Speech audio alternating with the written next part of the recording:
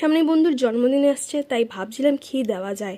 তো এরপর মাথায় বুদ্ধি এলো কেন না নিজে হাতে বানিয়ে কিছু দেওয়া যাক। তো যেই ভাবা সেই কাজ, তো বসে পড়েছি সেটা নিয়ে।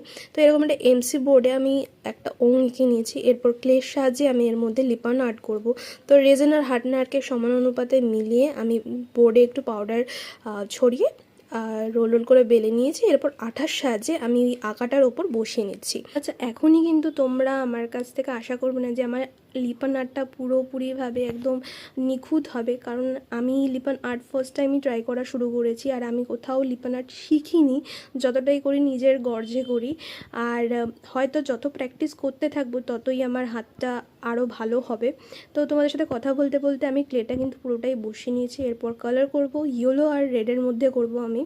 এরপর আমি কালার করার শেষ করে ভার্নিশও অ্যাপ্লাই করে নিয়েছি। এরপর কিছু মিরর অ্যাপ্লাই করছি। তো এখানেই আমার মিরর আর্টটা কমপ্লিট হয়েছে। দেখো কেমন লাগে।